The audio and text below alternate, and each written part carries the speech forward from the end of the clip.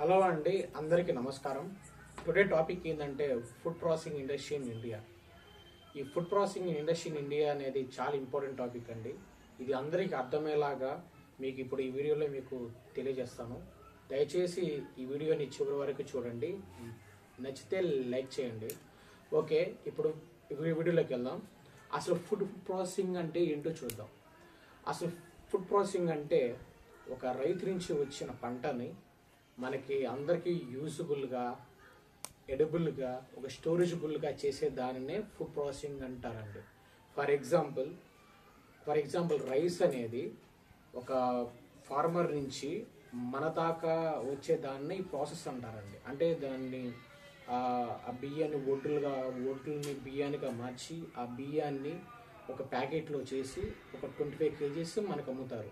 ఇదేంటంటే ఒక food processing అంటారు. ఈ ప్రాసెసింగ్ అనేది మన భారతదేశానికి చాలా ముఖ్యం. ఎందుకంటే మన భారతదేశంలో 1.4 బిలియన్ పీపుల్స్ ఉన్నారు. వీళ్ళందరి ఆకలి తీర్చడానికి ఈ ప్రాసెసింగ్ అనేది చాలా అవసరం.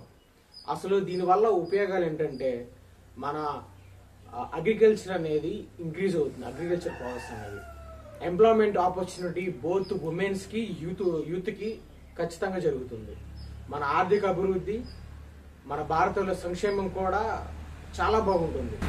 అసలు మేజర్ సెగ్మెంట్స్ ఏందో చూద్దాం. మేజర్ సెగ్మెంట్స్ ఏంటంటే డైలీ ప్రాసెసింగ్, అంటే అమూల్ కానివ్వండి, నందిని కావండి. తర్వాత ఫ్రూట్స్ అండ్ వెజిటేబుల్ ప్రాసెసింగ్, అంటే ఫ్రూట్స్ అంటే జ్యూసెస్ కానీ, జామ్స్ కానీ. తర్వాత ఫ్రోజన్ ఫుడ్స్ అన్నమాట. తర్వాత బెవరేజ్ ఇండస్ట్రీస్, అంటే సాఫ్ట్ డ్రింక్స్, టీ, కాఫీ, ఇలాంటివి అనమాట. అంటే ఈ ఫుడ్ ప్రాసెసింగ్ అనేది అవి ఎక్కువ కాలం ప్రోడక్ట్ అనేది ఉంచుతారు, అందరికీ ఉపయోగపడేలా చేయడమే ఈ ఫుడ్ ప్రాసెసింగ్ అంటారు. అసలు ఈ ఫుడ్ ప్రాసెసింగ్ ఇండస్ట్రీలో గవర్నమెంట్ సపోర్ట్ ఏమైనా ఉన్నాయంటే ఖచ్చితంగా ఉందండి. అది ఏంటంటే ప్రధాన్ మంత్రి సంపద అని ఒక ఇనిషియేటివ్ తీసుకొచ్చింది సెంట్రల్ గవర్నమెంట్. అదేంటంటే ఇన్ఫ్రాస్ట్రక్చర్ డెవలప్మెంట్ అనేది ఈ ఫుడ్ ప్రాసెసింగ్ ఇండస్ట్రీలో చేస్తుంది. తర్వాత ప్రొడక్షన్ లింక్డ్ స్కీమ్ అనమాట.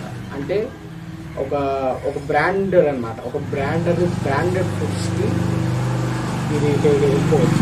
తర్వాత 1 district 1 product, అంటే లోకల్ ప్రొడక్ట్స్ని ఎంకరేజ్ చేయడానికి ఇవన్నీ తీసుకొచ్చారు.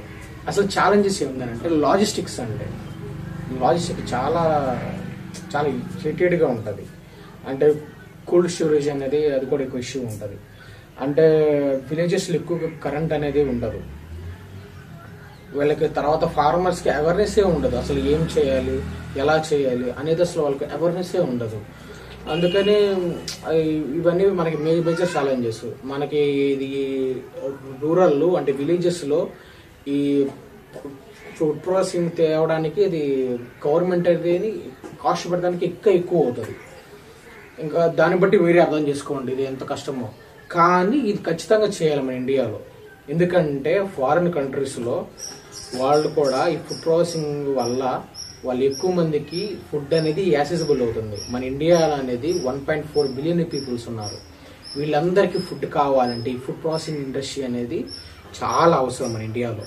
అంటే ఆపర్చునిటీస్ ఏమైనా ఉన్నాయంటే మనం కనుక ఈ ఫుడ్ ప్రాసెసింగ్ ఇండస్ట్రీలో బాగా రాణించగలిగితే మనకి ఒక హ్యూజ్ డిమాండ్ అనేది ఉంటుందంటే ఒక బోత్ డొమెస్టిక్ అండ్ ఇంటర్నేషనల్లో మనకి ఎక్స్పోర్ట్స్ అంటే అమెరికాకి, యూరోప్కి, ఆఫ్రికాకి, ఇంకా జపాన్కి, వీటిలన్నిటికీ మనం ఎక్స్పోర్ట్ చేయొచ్చు.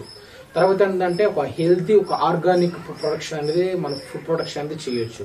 ఇది మనకి ఒక అద్భుతమైన అవకాశం అని చెప్పాలి. ఇంకా ఏంటంటే అంటే ఫుడ్ ప్రాసెసింగ్ ఇండస్ట్రీ అనేది అది కేవలం ఒక ఇండస్ట్రీ కాదండి. అది దానివల్ల ఎంతో మందికి ఒక ఎంప్లాయ్మెంట్ ఆపర్చునిటీ కలుగుతుంది, ఎంతో మందికి ఆకలి తీర్చే ఒక సెగ్మెంట్ అవుతుంది. ఇవన్నీ దృష్ట్యా మనకి ఫుడ్ ప్రాసెసింగ్ అనేది చాలా ఇంపార్టెంట్. అంటే మనం కానీ ఇది ఫుడ్ ప్రాసెసింగ్ చేయగలిగితే ఈ ప్రపంచంలోనే భారతదేశం అందరికీ ఫుడ్ సరఫరా చేసే ఒక శక్తిగా మారుతుందని ప్రగాఢంగా నమ్ముతున్నాను, బలంగా నమ్ముతున్నాను. ఓకేనండి, ఈ వీడియో మీకు నచ్చినట్టయితే లైక్ చేయండి, షేర్ చేయండి, ఈ ఛానల్ని సబ్స్క్రైబ్ చేయండి. ఓకే, వచ్చే వీడియోలో మళ్ళీ కలుద్దాం. జై హింద్.